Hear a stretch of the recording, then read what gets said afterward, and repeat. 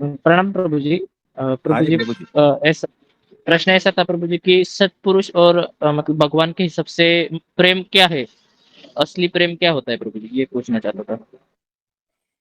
देखो, ऐसा कोई ढंग का परिभाषा है नहीं प्रेम का। वो तो जिस दिन उतरोगे उसमें, जिस दिन प्रेम में ऊपर उठोगे, उसी दिन पता चलेगा।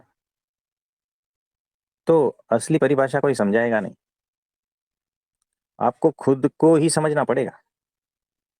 और इसमें गिरते उठते ऐसा धीरे धीरे समझ में आ जाएगा। तो पहली बात तो है, प्रेम करो। बाकी का बाद में धीरे धीरे समझ में आने लगेगा, है ना। तो झूठा झूठा प्रेम चालू कर दो ना, सच्चा बाद में समझ में आ जाएगा, है ना। पहले वो प्रेम की क्वालिटी भीतर होनी चाहिए। जी प्रभु जी। तो बीज रूप में अगर सबके भीतर रहती ही है, तो धीरे धीरे वो खिलती जाएगी, है ना। तो सच्चा झूठा का कोई फैसला ऐसा नहीं होता है। तो आप स्टार्ट करो प्रेम करना, गुलाब से स्टार्ट कर दो। कोई भी जो सामने चीज है वहां से स्टार्ट कर दो, फिर धीरे धीरे अनंत तक पहुंच ही जाओगे। जो प्रेम का मूल सोर्स है ना, वहां तक पहुंच ही जाओगे। उस दिन समझ में भी आ जाएगा, है ना। और उस दिन ये भी समझ में आ जाएगा कि प्रेम के अलावा कुछ भी नहीं है, सच्चा झूठा कुछ होता ही नहीं है। सिर्फ प्रेम होता है, और वो दिव्य होता है। जी तो प्रभु जी। ये भी भीतर से महसूस हो जाएगा, उसकी अनुभूति हो जाएगी। तो स्टार्ट कर देना है। प्रभु जी, स्टार्ट कैसे करें प्रभु जी? देखो, ये भी तो है। हमें पता था ये भी प्रश्न आएगा। और कुछ बोलेंगे तो उसे अब ये कैसे करे। ये प्रभु जी, मतलब ऐसा ना हो जाए कि कहीं गलत दिशा में ही चल पड़े। मतलब देखो प्रेम तो हमारे हिसाब से। जी प्रभु जी। देखो, गलत दिशा में भी चलने तो लगे हो ना, इतना काफी है। धीरे धीरे पता चलता जाएगा कि ये गलत दिशा है, बात खत्म हो गई ना। और आपको क्या चिंता है, आपके साथ में भगवान है, वो भीतर से वही गाइड करेंगे, है ना, कि तू कौन सी दिशा में जा रहा है। जी प्रभु जी। तो निश्चिंत हो जाना, स्टार्ट कर दो। हमने तो कहा ना, एक गुलाब से भी स्टार्ट कर सकते हो, है ना, पौधे से भी स्टार्ट कर सकता है। देखो, हमने ये कहा कि एक गुलाब से स्टार्ट कर सकते हो। अब देखो, आप ये कहोगे कि गुरु की आज्ञा है गुलाब से स्टार्ट कर देना, यानी गुलाब का हार बनाकर ले जाओ और उसको पहना दो, ऐसा ये हमने नहीं कहा है ना। जी प्रभु जी। आप आज्ञा को कुछ और ढंग से पकड़ लेते हो, तब गड़बड़ हो जाती है।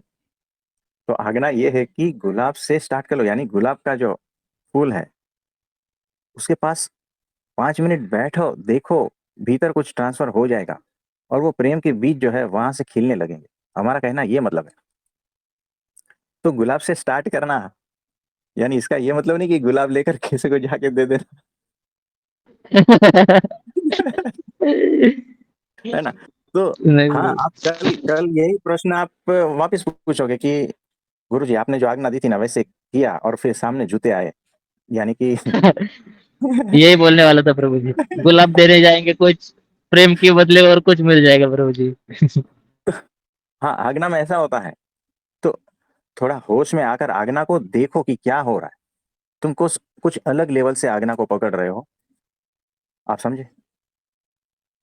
जी प्रभु जी। तो ऐसा है। तो कोई नहीं, पहले समझो गुरु को। गुरु की आज्ञा तो आपको बाद में समझ में आएगी, गुरु के शब्द बाद में समझ में आएंगे। गुरु के जितने भी शब्द है वो तो सारे शास्त्रों में पढ़े ही है ना। लेकिन गुरु को कौन समझ पाया, वो सत्पुरुष को समझ कौन पाया, बताओ ना। जिस दिन सत्पुरुष तुम्हारी समझ में आ जाएगा ना, उस दिन उसके सारे शब्द समझ में आने लगेंगे, सारी सिख समझ में आने लगेगी, सारा उपदेश, है ना, बिना शब्दों का भी समझ में आने लगे। कुछ समझे। तो गुरु के शब्दों को जी शुरुआत के लेवल में समझो ना समझो, ये ऐसा होता है। लेकिन एक बार गुरु को समझ लिया ना, तो सब कुछ समझ लिया। आप समझे? तो सबसे पहले गुरु को समझो, सत्पुरुष को समझो। तो आपका ध्येय वहां होना चाहिए, शब्दों पे नहीं, शब्द बाद में आते हैं। तो फिर सत्पुरुष के भाव को आप समझे, है ना, और उस रूप हो गए ना, तो गुरु रूप हो गए। फिर उनकी आज्ञा वो तुरंत ही समझ जाओगे। वो जहां जिस लेवल से कहना चाहते हैं उस लेवल से समझ जाओगे। आप समझे? जी प्रभु जी। प्रणाम प्रभु जी। हाँ जी प्रभु जी, प्रणाम। आपने अभी बताया था, गुलाब का एक एग्जाम्पल दिया था हाँ कि जी। गुलाब के फूल को प्यार से देखिए। तो हाँ जिस चीज को हम प्यार से देखेंगे, तो जैसा हमारा भाव होगा वैसे हम भी बन जाएंगे, हाँ जी। है ना? हाँ, देखो कैसा है कि आप किस भाव में हैं, उस प्रकार से सामने वाली चीजें दिखेगी, है ना। यानी देखो, 5 लाख का घड़ी मैंने, तो रिस्ट वॉच है ना, वो पहना है, ठीक है।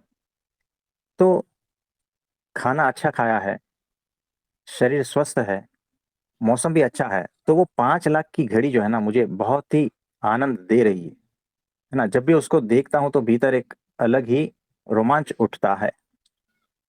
अब कुछ दिन बाद वो जो किडनी में है ना पथरी हो गई, और उसका जो पेन है ना इतना सीवियर हो गया कि किसी भी तरह से जा नहीं रहा है, और लोट पोट रहा हूं, जमीन पर रेंग रहा हूं, लेकिन बहुत भयंकर दर्द है, और पेशाब में भी खून आ रहा है, और उसकी वजह से उल्टियां भी हो रही है।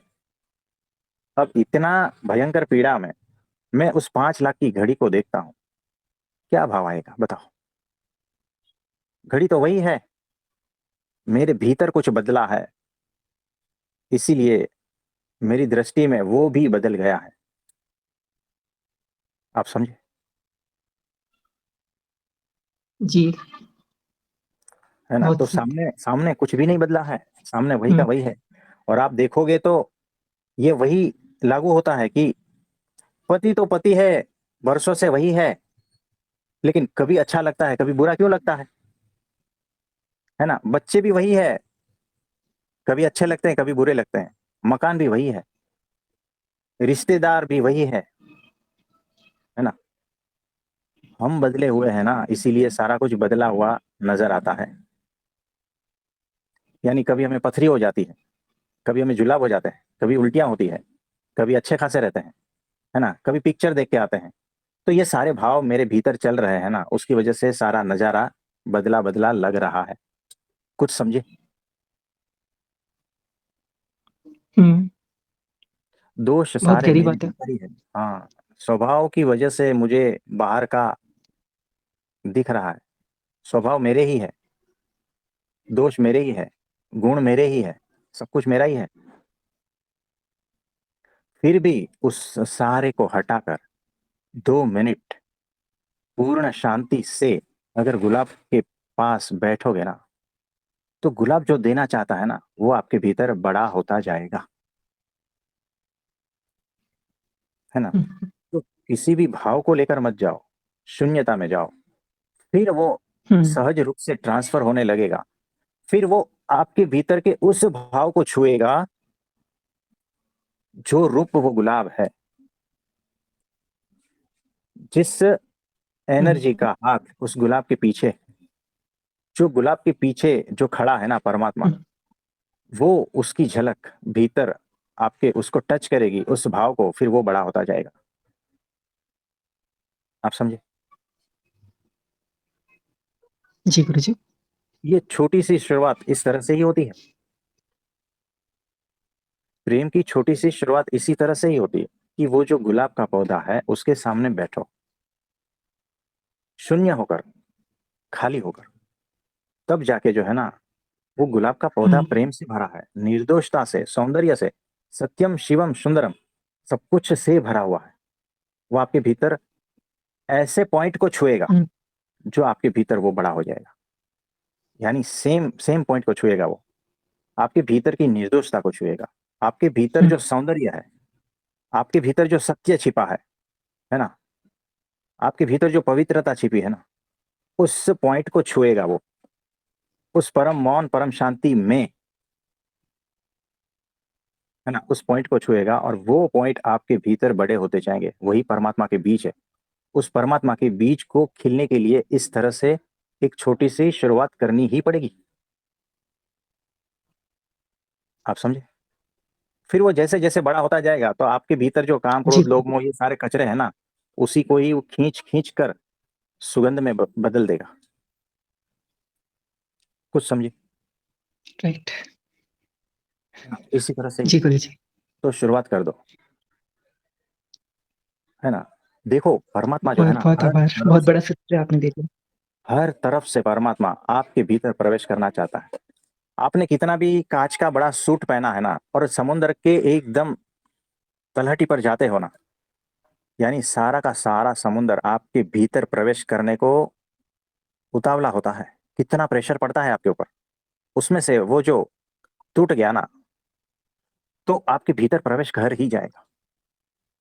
आपकी सांसों में सब जगह वो समुद्र प्रवेश करना चाहता है, अगर आप उसके भीतर हो तो।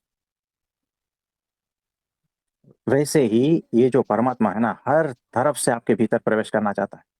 उसमें से एक छोटा सा सुराग है ना, वो हमने कह दिया कि वो गुलाब का पौधा, गुलाब का फूल, उसके माध्यम से वो आपके भीतर, वो छोटा सा सुराग उसमें से घुस जाएगा।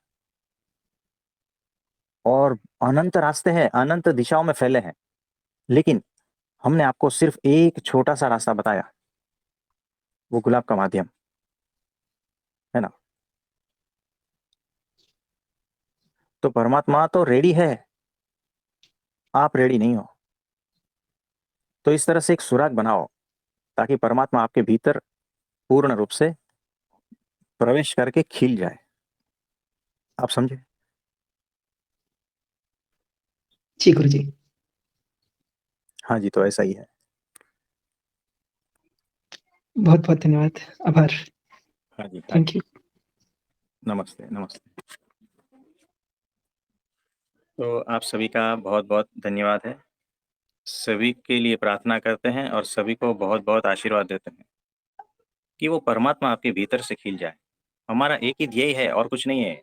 जो आनंद में हम हैं, बस वो आनंद आपको मिल जाए किसी भी हालत में, और कोई हमारा ध्येय नहीं।